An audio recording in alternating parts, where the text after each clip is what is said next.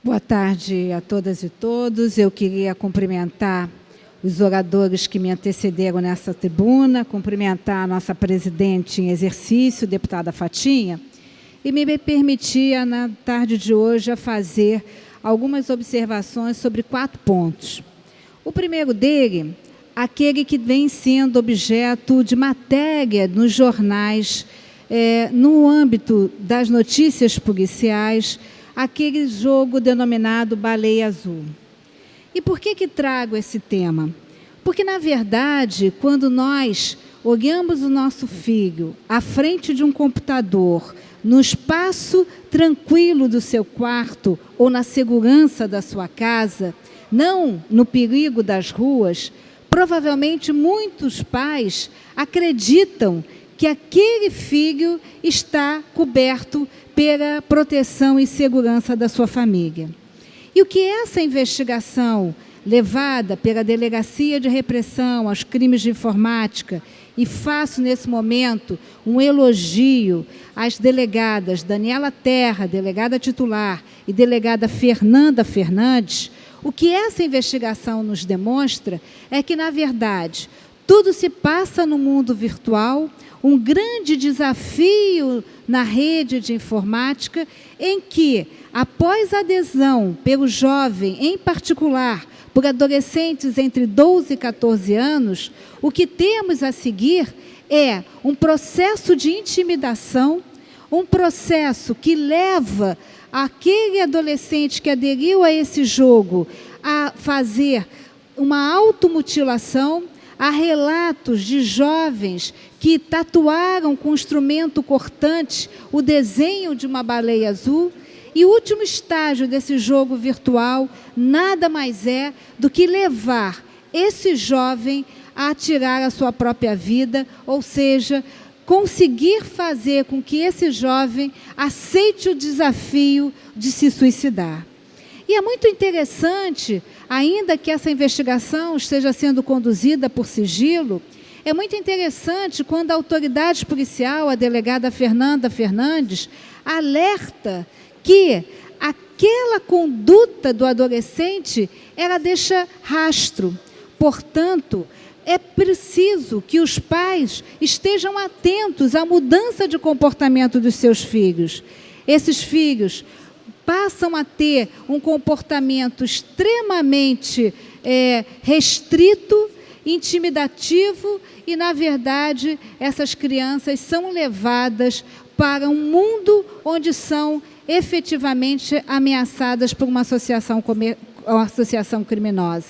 Eu não tenho dúvida que, ao final dessa investigação, que hoje já identificou um pai e um adolescente, um pai que verificou exatamente o sintoma da automutilação, eu não tenho dúvida que a DRCI, com a competência dessas 2 mulheres policiais, vai chegar ao final, identificando os autores e conduzindo esses autores aos bancos dos réus, seja pela ameaça, seja pela associação criminosa, seja pela lesão corporal, e tomara que não seja pelo homicídio.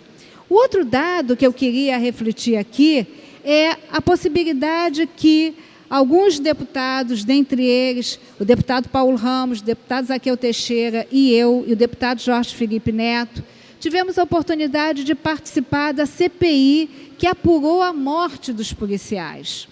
E nessa CPI ficou muito claro que uma forma de enfrentar essa modalidade criminosa era garantir uma boa investigação, a identificação dos autores e a certeza da punição.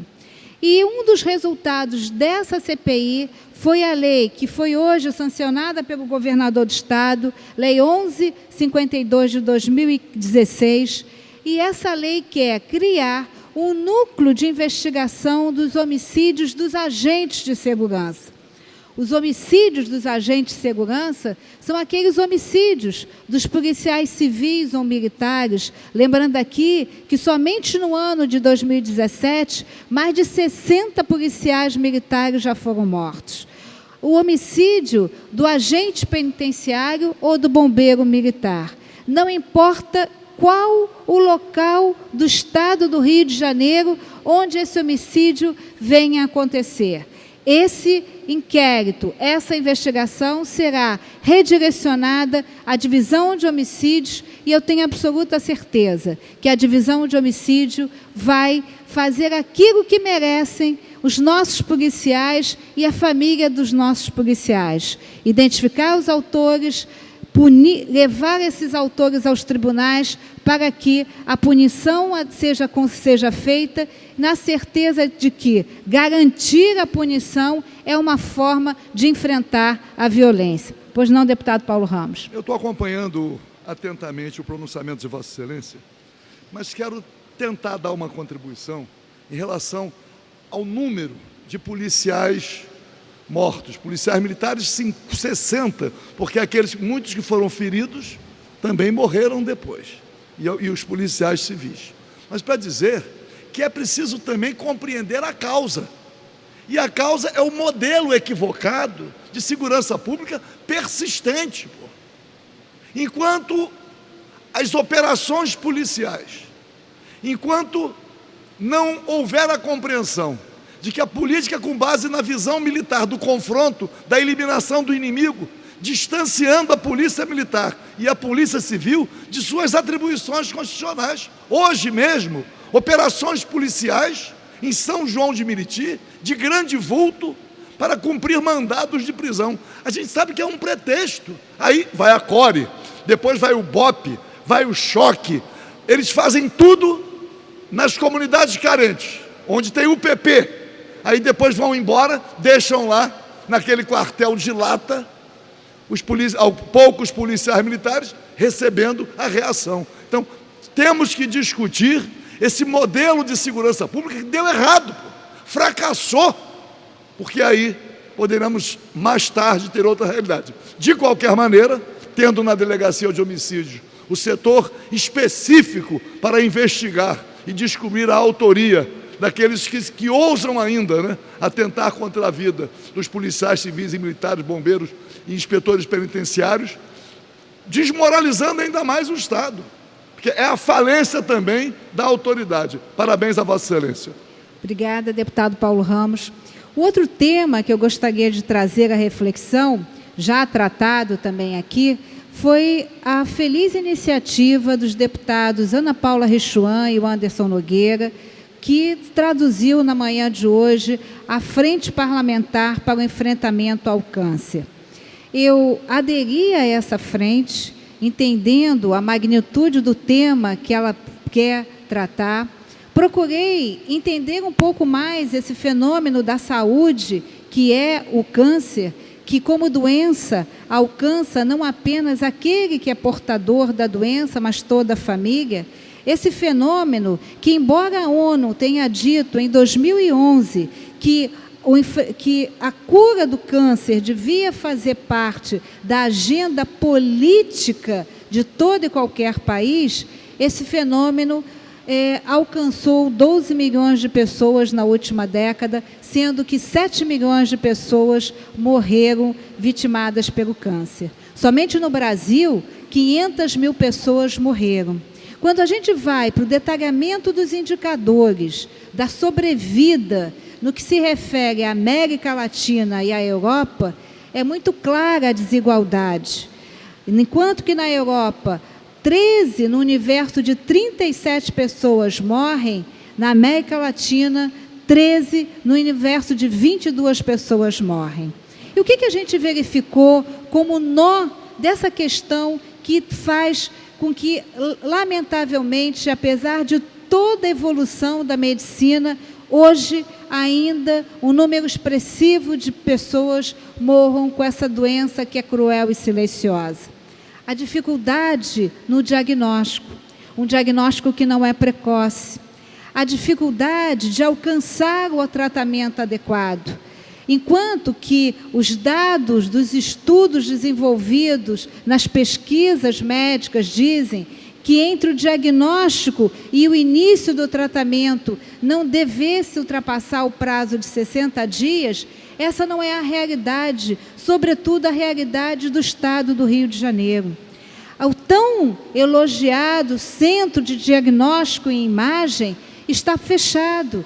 E hoje as pessoas esperam mais de 6 meses pelo resultado de um exame, por exemplo, de uma mamografia, que virou um exame de rotina para as mulheres na sua ida ao médico em caráter semestral ou anual. E quando a gente tem a demora no diagnóstico e retarda o início do tratamento, sem dúvida nenhuma, aumenta a nossa condição de dor física e diminui a nossa possibilidade de cura. Ficou muito claro o quanto o sistema de saúde é burocrático, o quanto o sistema de saúde tem ferramentas de controle que só emperram. Foi muito importante a fala do deputado Jânio Mendes e da deputada Márcia Giovanni, quando nos alertam, por exemplo, que tanto em Cabo Frio quanto em Araruama, embora Cabo Frio tenha um sistema de radioterapia, mas não está reconhecido pelo SUS. E se não está reconhecido pelo SUS, vai fazer com que os portadores de câncer tenham que se dirigir à cidade de Campos para fazer o seu tratamento. O sistema de oncologia que existe na cidade de Cabo Frio, de quimioterapia, na verdade, levou 8 anos para ser regulamentado pelo SUS. Isso tudo mostra que, além da dor, do silêncio dessa doença, que é tão rápida e tão cruel, é cruel também as condições que são cruéis também, as condições a que são submetidos os pacientes vítimas de câncer, que têm que peregrinar pelas cidades desse estado, aguardando os longos trajetos de distância para receber um tratamento e não ter aquilo que merece todo cidadão, sobretudo aquele que apresenta um estado tão grave de saúde como o câncer. Eu quero agradecer aqui ao deputado Dr. Gotardo, que no seu projeto de criação dos centros de diagnóstico, estendeu a todos aqueles parlamentares que participam da Frente Parlamentar de Enfrentamento ao Câncer, entendendo que o diagnóstico precoce, seja no câncer de mama, no câncer de próstata, no câncer do intestino, né? Em outras modalidades, que o primeiro indicador de alcançar a luta pela cura, de alcançar a cura, sem dúvida nenhuma, é o diagnóstico precoce. E, por último, eu prometo ser breve, senhora presidente, eu não poderia deixar de falar do projeto de lei aprovado na data de ontem, que trata do reequilíbrio fiscal dos estados, no qual o estado do Rio de Janeiro se faz presente. Com certeza, eu voltarei a essa tribuna amanhã para falar apenas sobre esse tema. Mas quero dizer aqui que não fiquemos felizes com a aprovação desse projeto. Se, de um lado, esse projeto vai permitir uma espécie de moratória do pagamento da dívida com a União, não tenham dúvidas, o pacote de maldades voltará. Mais uma vez, será atribuído aos servidores públicos a responsabilidade de enfrentar o déficit que não foi causado pelos servidores, e sim pela má gestão que acontece em alguns estados, em particular no estado do Rio de Janeiro. Muito obrigada, senhora presidente.